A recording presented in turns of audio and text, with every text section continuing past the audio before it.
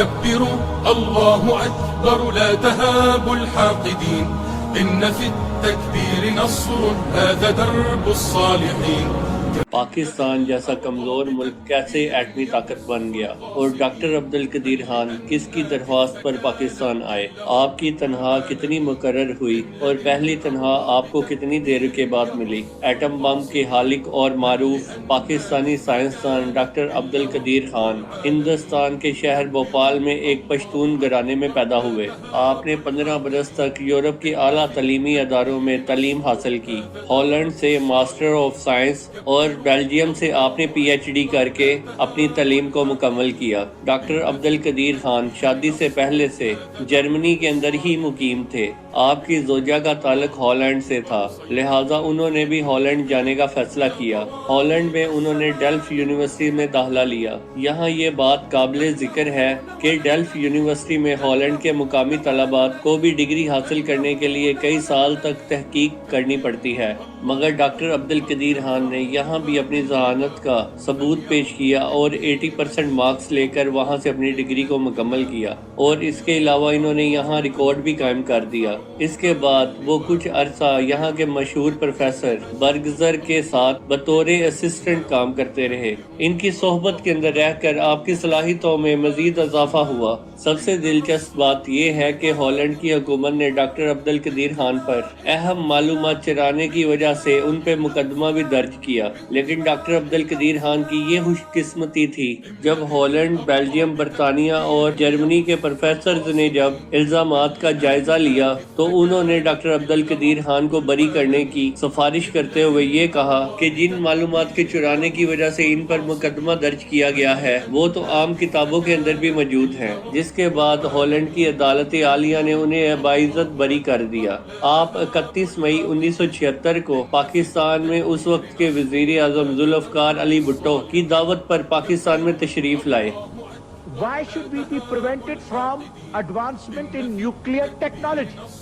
اور engineering research laboratory کے نام سے پاکستانی ایٹمی پروگرام کے اوپر کام شروع کیا۔ اس کے بعد اس ادارے کا نام صدر پاکستان نے ڈاکٹر اے کیو خان رکھ دیا۔ یہ ادارہ پاکستان میں یورینیم کی افزودگی میں نمایاں مقام رکھتا ہے۔ ایٹم بم بننے کی کہانی ڈاکٹر عبدالقدیر خان کی زبانی کچھ یوں ہے کہ میں جب دسمبر 1975 کو پاکستان میں آیا تو وزیر اعظم ذوالفقار علی بھٹو نے یہ درخواست کی کہ میں واپس نہ جاؤں اور پاکستان کے ایٹمی پروگرام کے اوپر کام کروں، لہٰذا وطن عزیز سے اپنے جذبہ محبت کی وجہ سے میں سب کچھ چھوڑ کر بیرون ملک سے پاکستان واپس آ گیا۔ بہت ہی کم تنخواہ پر کام کیا اور ان گنت مشکلات اور سازشوں کا بھی سامنا کیا، لیکن اس کے باوجود بھی ہمت نہیں ہاری اور اسی عزم کے ساتھ پاکستان کو ایٹمی قوت بنانے اور اس کے دفاع کو قابل تسخیر بنانے کے لیے پرعزم کوششیں کی، اور اپنی ٹیم کے ساتھ مل کر نہایت ہی کم عرصے کے اندر ایٹم بم بنایا،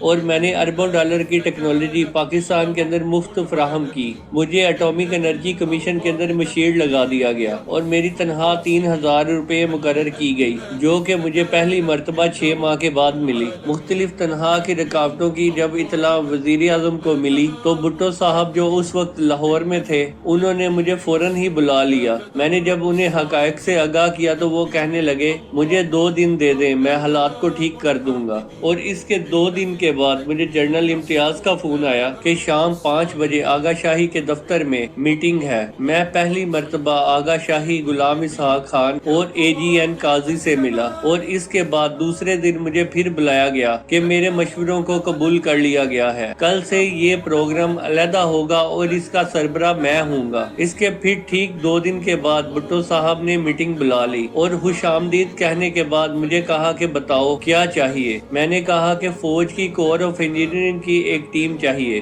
جنرل ضیاء الحق جو اس وقت کے آرمی چیف تھے اور میٹنگ کے اندر شریک بھی تھے، انہوں نے کہا کہ وہ کام کر دیں گے۔ اس کے بعد جب جنرل ضیاء الحق نے اختیار سنبھالا تو اس کے 3 ماہ کے بعد ہی انہوں نے ایٹمی پروگرام کو ترجیح دینا شروع کر دیا، اور مہینے میں 2 مرتبہ جنرل ضیاء الحق اور جنرل ضامن نقوی مجھ سے تفصیلی ملاقات کرتے تھے۔ 1979 کے وسط میں مغربی ممالک کو ہمارے پروگرام کی بنک پڑ گئی۔ جنرل ضیاء الحق اور غلام اسحاق خان کو بہت زیادہ فکر لگ گئی کہ اس کے متعلقہ سامان کی درآمد کے اوپر ہمارے اوپر پابندیاں لگا دی جائیں گی، لیکن اتنا ضرور تھا کہ 1981 کے آخر میں ہم نے بہت زیادہ ترقی حاصل کر لی تھی اور ہمیں یقین تھا کہ ہم بہت ہی جلدی کامیابی بھی حاصل کر لیں گے۔ ڈاکٹر عبدالقدیر خان نے یہ بھی کہا کہ جب کوہوٹا میں ریسرچ لیبارٹری زیر تعمیر تھی تو وہ سہالہ میں پائلٹ پروجیکٹ چلا رہے تھے۔ ڈاکٹر صاحب رقم تراز ہیں کہ 1983 میں ہم نے کئی ٹیسٹ کیے جو کہ بہت ہی زیادہ امید افزا تھے۔ 1984 میں ہم نے مزید ٹیسٹ کیے